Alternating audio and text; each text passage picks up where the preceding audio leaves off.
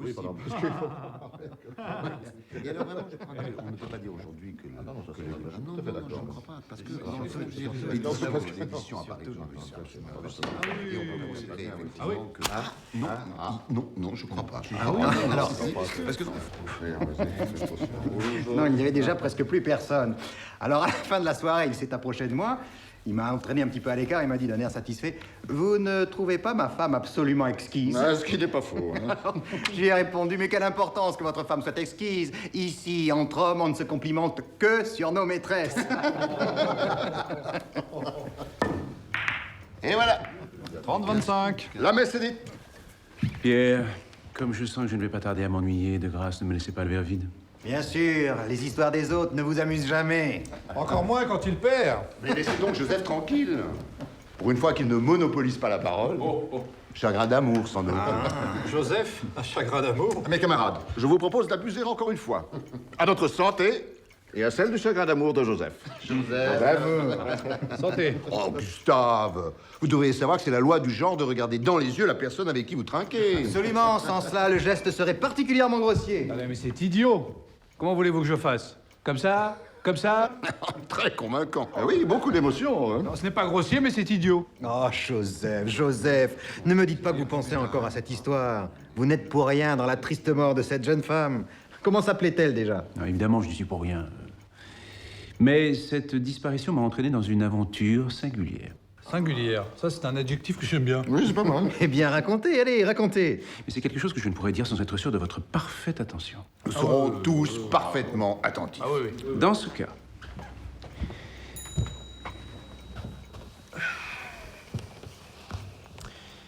il y a quelques semaines, je sortais de chez moi pour aller flâner aux alentours. Oh, Gustave. Non, mais qui c'est cette pièce immédiatement, enfin?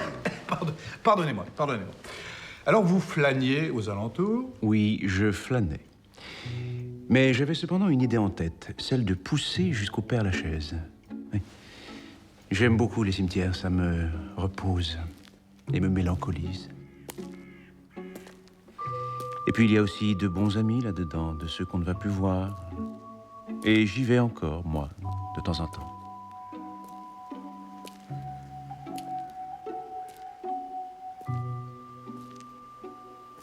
Et justement, dans ce cimetière du Père-Lachaise, j'ai cette histoire de cœur. Non, Constance était une charmante petite femme dont le souvenir, en même temps qu'il me peine énormément, me donne des regrets de toute nature.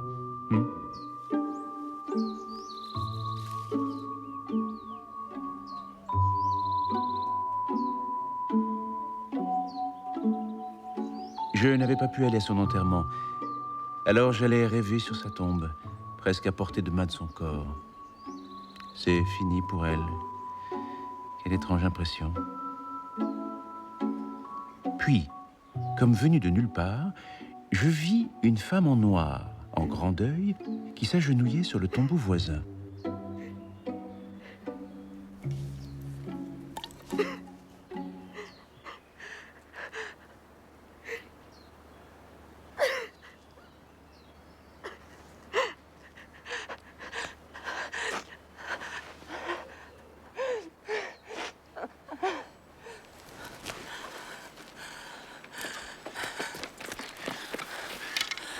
Madame. J'imaginais l'officier tombé au Tonkin, au bout d'un an de mariage, après l'avoir épousée par amour, orpheline de père et de mère, il ne devait lui rester que sa pauvre pension réglementaire. Madame, vous vous sentez mieux? Ce n'est rien. C'est rien. Ne restez pas ici. Venez. Je me sens incapable de marcher. Je vais vous soutenir. Venez avec moi.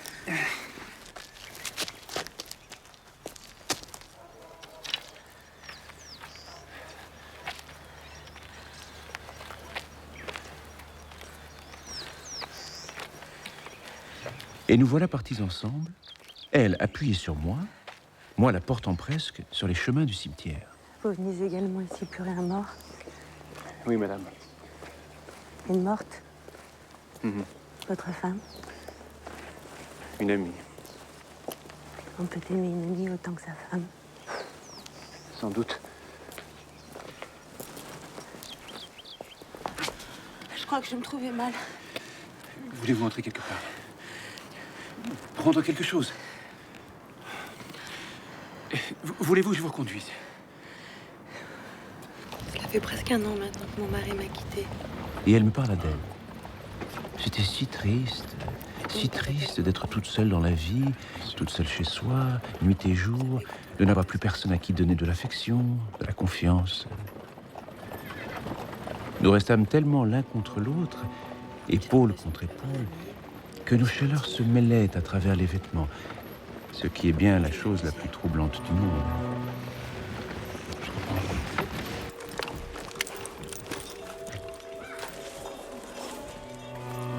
Je ne sais pas si je pourrais monter seule mon escalier. Vous avez été si bon. Voulez-vous encore me donner le bras jusque chez moi? Mais certainement.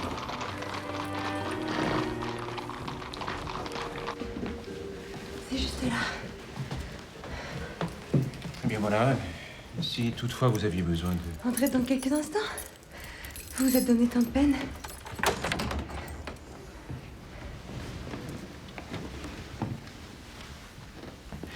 Et j'entrai. Cela paraissait modeste et simple, mais bien arrangé. C'est très joli. Merci. Je vous en prie, asseyez-vous.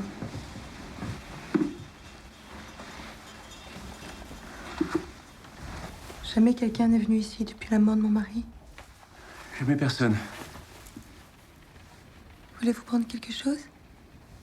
Mais certainement. Avec plaisir.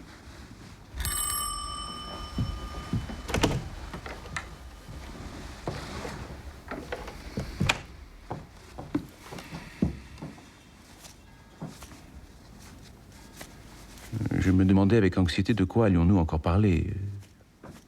Encore de sa solitude et du Tonquin. Allais-je trouver une anecdote spirituelle qui puisse l'émouvoir, la faire sourire? Je cherchais les clés d'une attitude digne de la situation quand j'entendis ces pas dans le couloir. Pardonnez-moi, j'avais oublié que ma bonne ne travaille pas l'après-midi.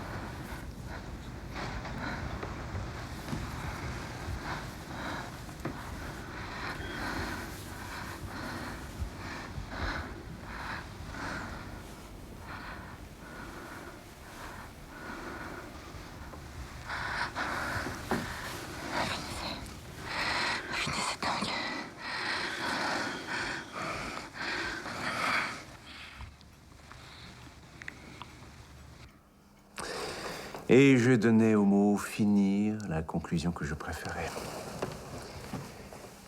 Après cet outrage à la mémoire du capitaine tué au Tonquin, nous restâmes encore 1 heure dans sa chambre et finalement 3 semaines ensemble. Regardez cet homme là-bas. 3 semaines d'une relation paisible, douce et charmante, pendant lesquelles nous allions au théâtre, dîner à la brasserie du Coq Héron et nous promener au bois.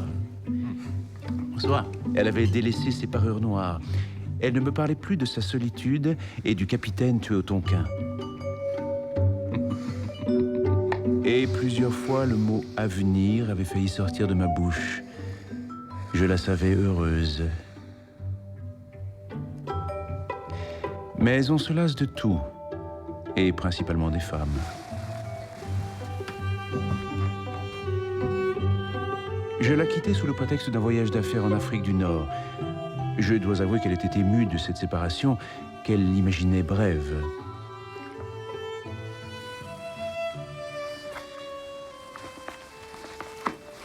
J'eus un départ très généreux dont elle me remercia beaucoup. Jurez-moi de vite revenir. Vous me le jurez.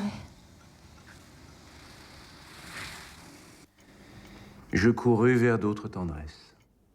Et un mois environ se passa sans que la pensée de revoir cette petite amoureuse funéraire fût assez forte pour que je cédasse.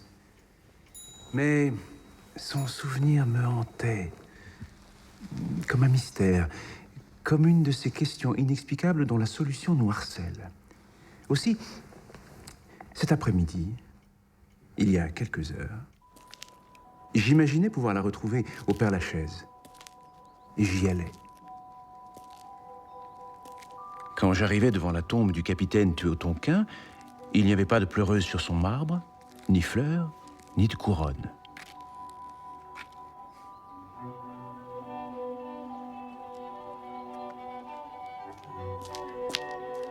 Je m'égarai alors dans un autre quartier de cette grande ville de trépassés. Il y a là des œuvres presque aussi intéressantes que dans les musées, excellentes pour nous faire oublier nombre de souvenirs futiles.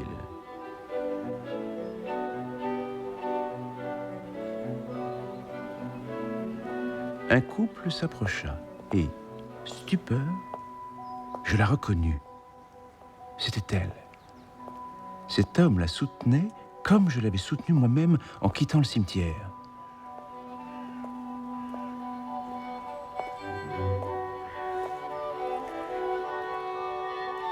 Elle est passée devant moi en me faisant un tout petit signe, un tout petit coup d'œil qui voulait dire « Ne me reconnaissez pas », mais aussi « Revenez vite me voir ».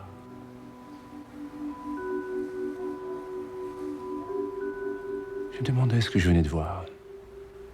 À quelle race d'être appartenait cette sépulcrale chasseresse? Était-elle une simple fille? Une prostituée inspirée qui venait chasser sur les tombes les hommes hantés par le souvenir d'une femme? Était-elle unique? Sont-elles plusieurs? Est-ce qu'on fait le cimetière comme on fait le trottoir? On pourrait les appeler les tombales.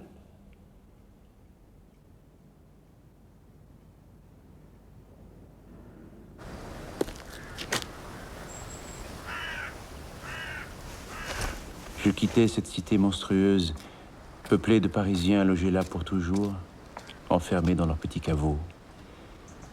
Je préfère penser qu'elle avait eu seule cette idée admirable d'exploiter les regrets d'amour qu'on ranime en ces lieux funèbres.